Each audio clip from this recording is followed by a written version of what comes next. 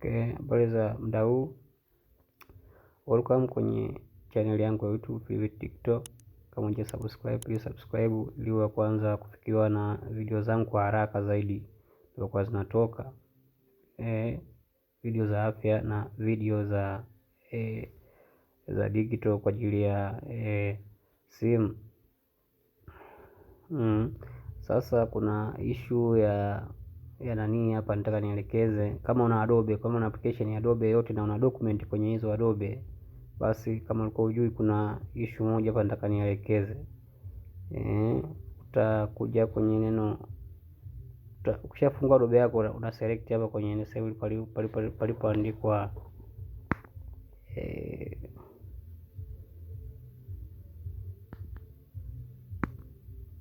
kuna sehemu pameandikwa file hapa chini. Neno file, select neno file. Unakuja kuselect hapa juu, tuonyeshe kwa arrow yale hapa. Hii sehemu ukifungua inakuwa na dokumenti zako. Sasa mimi nataka niangalie dokumenti moja hapa. Hapa niangalie dokumenti moja hapa. Yote ile. Hii hapa, play bottom. Taifungua dokumenti yangu. Nikifungua dokumenti yangu design kama hivyo. Nikifungua dokumenti yangu design kama hii hapa. Naonyesha masuala play bottom. Jinsi ya kuchukua damu hospitalini, eneo la maabara. Hii hapa. Sasa kuna vitu nataka ni vijaribu kuvipractice hapa kama itawezekana. Na alichagua neno ile hapa la kwanza la juu ili na liselect lote hivi. Kuna vitu vitaniletea hapa. Kuna hizo option za kuedit hapa, edit text, copy text. Kuna sehemu hapa pameandikwa read loudly hapa. Hii sehemu read loudly and ask AI assistance. Read loud and ask AI assistance.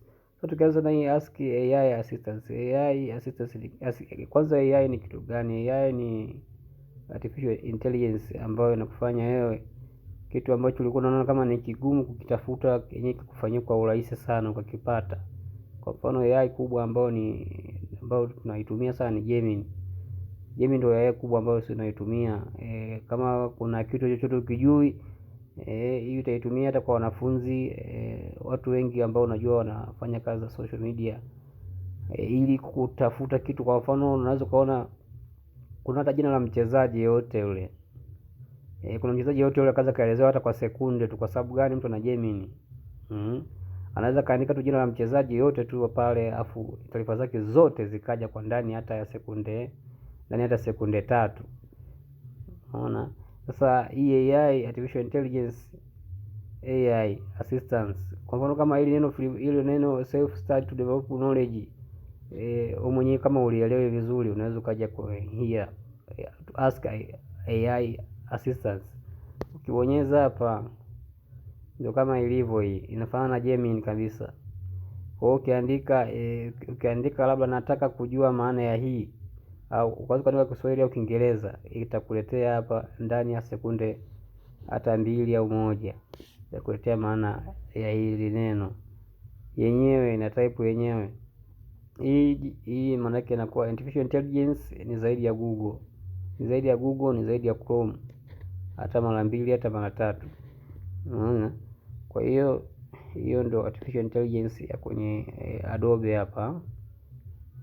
Lakini tukirudi nyuma hapa, tukaselect tena neno letu, kuna kitu kingine ambacho tulikuwa tumekiangalia. Kuna hii sehemu imeandikwa read loudly. Labda kama umechoka unahitaji maneno yaongee yenyewe kwa sauti, yani ajitaje yenyewe kwa sauti, mtu ataje kwa sauti asome.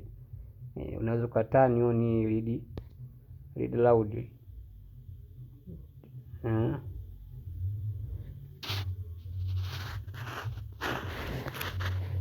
called vein puncture is a procedure by which a needle is inserted in a vein to take blood sample, usually laboratory testing.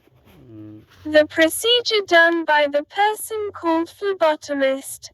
Requirement: collection tubes, needle, syringes, gloves, alcohol swabs, tourniquet, bandage, safety box, sanitizer, dispensable container.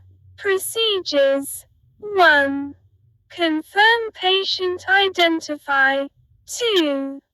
Inform the patient about the process and address any concerns they may have. 3. Identify the suitable vein, medium cubital vein is preferred. 4. Apply tourniquet to make the vein more visible. 5. Sterilize puncture site with alcohol swab. 6. Attach the needle to blood collection tube or syringes. 7. Insert the needle into vein. Proper blood flow into the syringes or blood. Hatani off hapo. Kwa hiyo ndio namna ya kutumia hiyo Adobe. Unaweza kutumia Adobe kwa kusoma dokumenti zako, kuangalia dokumenti zako kama uzielewi. Unaweza kutumia kwa design hiyo. Asanteni. Tusubiri video nyingine zinakuwa zinafuata.